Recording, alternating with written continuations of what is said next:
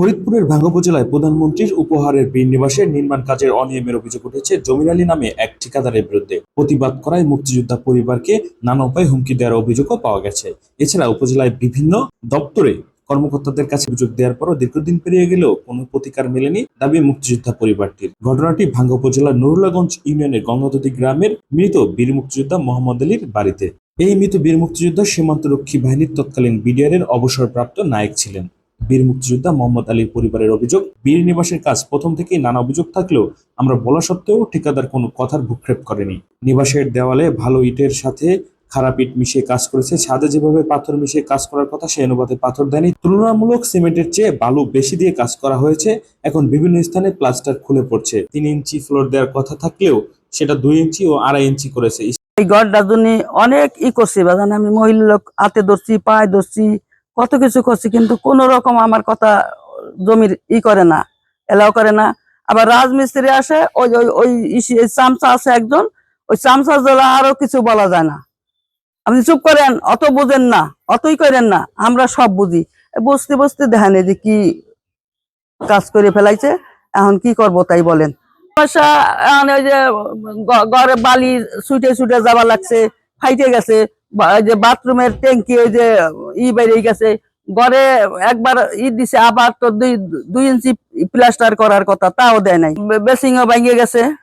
ডিসির কাছেও দরখাস্ত দিয়েছি। ওই কান্দা মাতুবের আছে, মজিবের ছেলে, তারপরে আপনার যে ওই যে মফিজুল মাতুবের, আর ওই যে নোয়াব, এই 3 জন আইসা এরা করতে পারে। শেষে ওই যে আপনার যে দিছে, ভীম দিছে, নিচে অনেক খারাপ করছে। নিচে 20 ইঞ্চি দেয় নাই, 15 থেকে 10 ইঞ্চি উড়ে একেবারে করছে, তা সিমেন্টই দেয় নাই।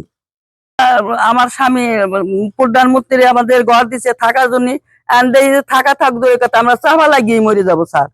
ছাদ ভাঙ্গে ছেড়ে পড়ে যাবো, বাথরুমেরই পড়ে যাবে। এখন আমি কি করব? আবার আমার শুধু শুধু ওই জমির ঠাট্টা করে 3টে থাপুর দিছে, আমার 1 ঘন্টা পর্যন্ত পুড়ছে। কি যে ঠাট্টা করে দিছি। সে একটা বিটা মানুষ, আমি একটা বিটি মানুষ, কেমন আমার থাপুরটা দিল। 30,000 টাকা দিছি আমি। কি জন্য টাকা? এই টাকাটা দিছি কি জন্য?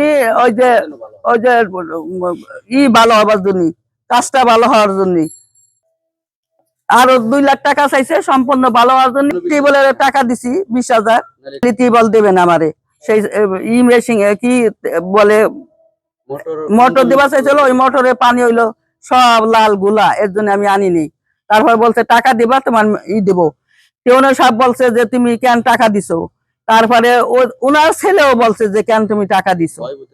ভয়ভূতে দেয় টাকা করছে নিচে। এখন আপনারা কি চান? এখন আমি এই ঘরে কেমায় থাকবো দরদি? এই ঘরে এখন সুন্দর করে যদি না তুলে দেয় কেমবায় থাকবো আমি? কোন আমার এই নাতি নাতকুন নিয়ে। ফয়সাল সর্দার, আমার পিতা নায়ক মোহাম্মদ আলী মিয়া, একজন বীর মুক্তিযোদ্ধা। আমাদের এই বিল্ডিংটা পাওয়ার জন্য আমার মা অনেক কান্নাকাটি করছে। মাননীয় প্রধানমন্ত্রী এই বিল্ডিংটা আমাদের দিছে, কিন্তু এই বিল্ডিংটা যে কাজ করছে, অনিয়ম দুর্নীতি যে কাজগুলো করছে, এগুলা তুলে ধরার জন্য সাব কন্ট্রাক্টরের সাথে আমার সাথে বাদ বিতন্ত বাড়ার পরে সাব কন্ট্রাক্টরের নাম হলো লাবলু, ঠিক আছে। আর এই জমির মেন কন্ট্রাক্টর যে জমির, সে আমার আম্মুকে গায়ে হাত পর্যন্ত দিছে, ঠেলা ধাক্কা করছে। তোর কোন বাপ আছে, এই বাপ নিয়ে আসিস, এই ঘর এমনিই থাকবে। আজকে 2021 সালে এই টেন্ডার পাস হয়েছে, 2024 সালে এই ঘর কমপ্লিট করে এখনো দেয় নাই।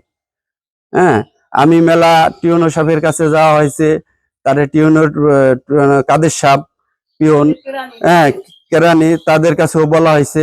তারা বললে কাদেরকে বলে, কাদের বলার পরে জমির কন্ট্রাক্টর সে হইলো ওই যাইয়া হাতে নেয়ারা ফেয়ারা কইরা এই করব, আজকে করব, কালকে করব করতে করতে আজকে 2 বছর ওভার হয়ে যাচ্ছে, কিন্তু আমার ঘর কমপ্লিট হয় নাই। আর আমার এই ঘরে যে প্লাস্টার করছে, খিমসি দিলে বালু একলাই পড়ে যাচ্ছে, প্লাস্টারে বালু।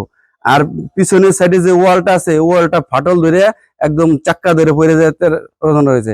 বাথরুমে যে ট্যাঙ্কি করছে, ট্যাঙ্কিটা আপনার 1 ইঞ্চিও ঢালাই হয় নাই, উপরে রড দেখা যাচ্ছে। ছাদের 4 ইঞ্চি ঢালাই দেওয়ার কথা, ছাদ এখানে 3 ইঞ্চি ঢালাই হয়েছে। এগুলি যদি আপনারা সরজমিনে যদি না এসে দেখতেন তাহলে বুঝতে পারবেন না। এখন মাননীয় প্রধানমন্ত্রী এই বিল্ডিংটা আমাদের দান অনুরোধ করে দিচ্ছে। এখন জানি আমার এই বাল বাচ্চা নিয়ে আমি এই বিল্ডিংটা বাকি জীবন আমার বাল বাচ্চা খুব সুন্দরভাবে থাকতে পারে, আমি এই আশায় এই ভালো হয়, বিল্ডিং এর কাজটা যাতে ভালো হয়, ভালোভাবে করে, সেই এইটাই আমি আপনাদের কাছে আবেদনটা রাখতেছি যে এরকম হয়রানি কোনো মুক্তিযোদ্ধার জন্য আর হয় না। মুক্তিযোদ্ধা থেকে ঘরটা দেওয়া হয়েছিল, আর বাবা মুক্তিযোদ্ধা ছিল।